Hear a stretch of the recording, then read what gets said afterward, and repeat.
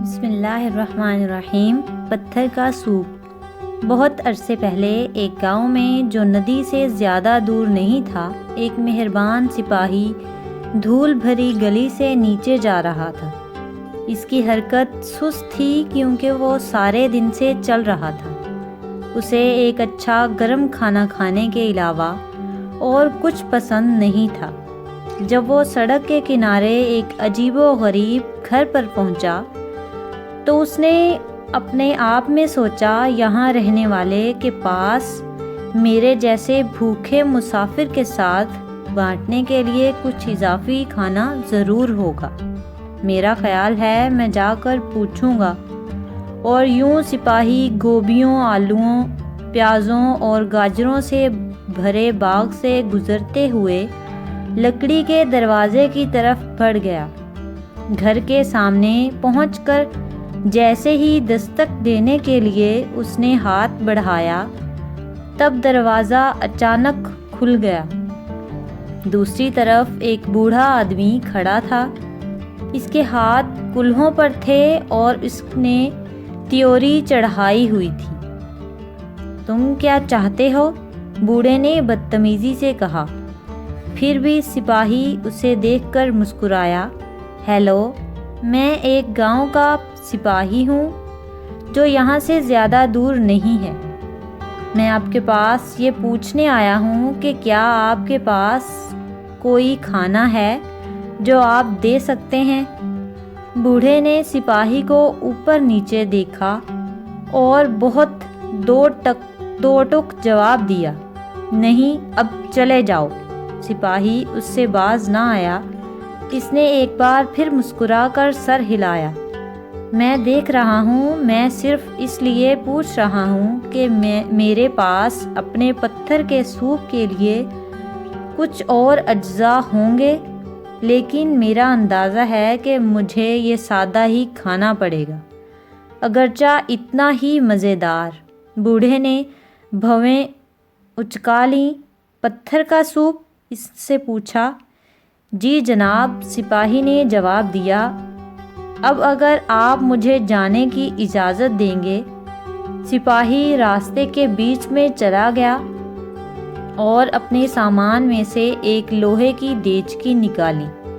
ایک بار جب اس نے پانی سے بھر لیا تو اس کے نیچے آگ لگانے لگا۔ پھر بڑے اہتمام کے ساتھ اس نے ریشم کے تھیلے سے ایک عام سا نظر آنے والا پتھر نکالا اور آہستہ سے اس پانی میں گرا دیا۔ بوڑھا حیرانی سے اپنی کھڑکی سے یہ سب دیکھ رہا تھا۔ پتھر کا سوپ؟ اس نے خود سے پوچھا۔ یقیناً ایسی کوئی چیز نہیں ہے۔ اور تھوڑی دیر بعد سپاہی کو ایک چھوٹی سی چھڑی سے پانی ہلاتے دیکھ کر بوڑھا آدمی باہر نکلا اور سپاہی سے پوچھا، تم کیا کر رہے ہو؟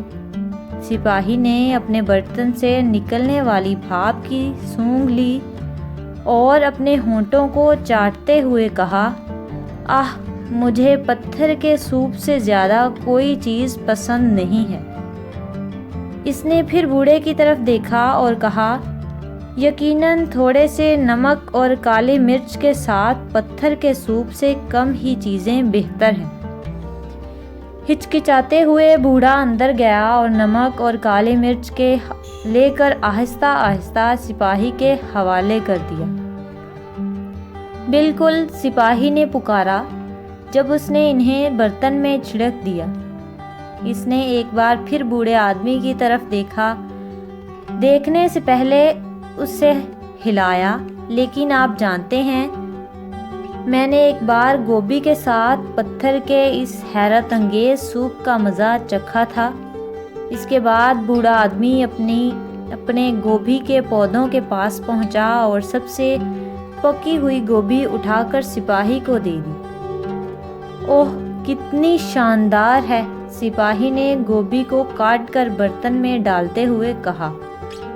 اس نے برتن کی ایک گہری سونگھ لی اور بوڑھے سے کہا، تم جانتے ہو، یہ چند گاجروں کے ساتھ بادشاہ کے لیے سوپ ہوگا۔ بوڑھے نے سوچتے ہوئے کہا، مجھے لگتا ہے کہ میں کچھ گاجر لا سکتا ہوں۔ اور وہ گاجروں کے پاس گیا اور مٹھی بھر توڑ لایا۔ جب اسے گاجریں پیش کی گئیں تو سپاہی بہت خوش ہوا۔ اس نے انہیں کاٹ کر ایک بار پھر برتن کو ہلایا اور یوں چلتا رہا۔ بوڑھا آدمی برتن کی خوشبو سے خوش ہونے لگا۔ جب وہ پیاز، آلو، گائے کا گوشت وغیرہ لے کر آیا، سپاہی نے خود بھی اپنے تھیلے میں مشروم اور جو جیسی چیزیں شامل کیں، یہاں تک کہ اس نے اعلان کیا کہ سوپ تیار ہے۔ بوڑھا آدمی سپاہی کی طرف دیکھ کر مسکرایا جب اس نے آدھا سوپ اسے پیش کیا۔ آپ اندر کیوں نہیں آتے؟ میرے پاس آج صبح بیکری سے سیدھی لائی گئی تازہ ڈبل روٹی ہے جو پتھر کے سوپ کے ساتھ مزیدار ہوگی، اس نے شفقت سے کہا۔ اور اس طرح بوڑھے آدمی اور سپاہی نے مل کر ایک شاندار کھانا کھایا۔ سپاہی نے اپنے تھیلے سے دودھ کا ڈبہ نکالا اور وہ بھی شیئر کیا۔ بوڑھے آدمی نے سپاہی سے اتفاق کیا کہ سوپ اس سے بہتر تھا جو اس نے پہلے کبھی چکھا تھا۔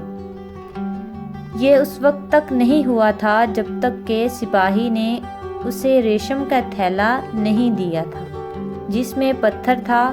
بوڑھے کو حقیقت معلوم ہو گئی کہ یہ وہ پتھر کبھی نہیں تھا جس نے مزیدار سوپ بنایا ہو، بلکہ مل کر کام کرنے اور فراخ دلی سے وہ اور سپاہی دونوں ایک ایسا لذیذ کھانا بنانے میں کامیاب ہو گئے جسے وہ اپنے درمیان شیئر کر سکتے ہیں۔